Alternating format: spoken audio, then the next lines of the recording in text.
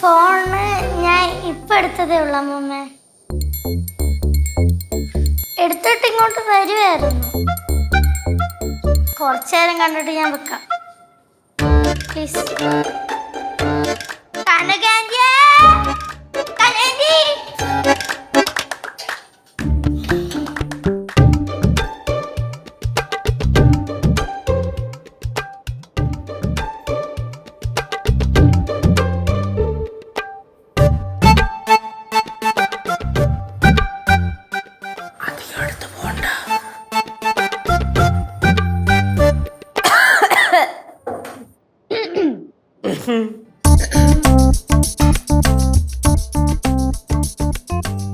என்னம்மா இப்படி முறைச்சு பாக்குறீங்க?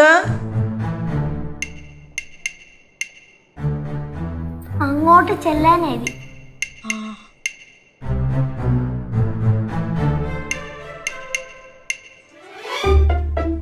ഹൈഫൈ. അയ്യോ അതിന്റെ അടുത്ത് ചെല്ലാനല്ലോ, നീങ്ങി നിക്ക്. അതായിരിക്കും. അതാണോ?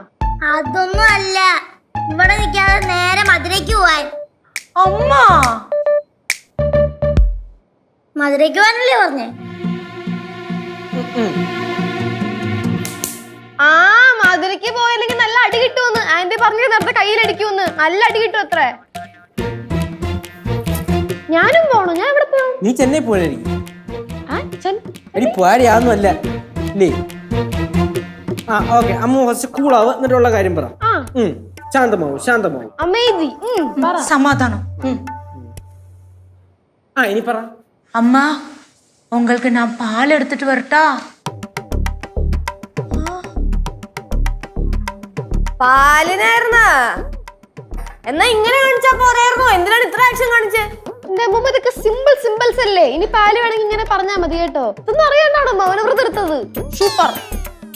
அம்மா இன்னைக்கு விரதம் ஆனதுனால நீங்க பாலும் பழமும் மட்டும் தானே சாப்பிடுவீங்க.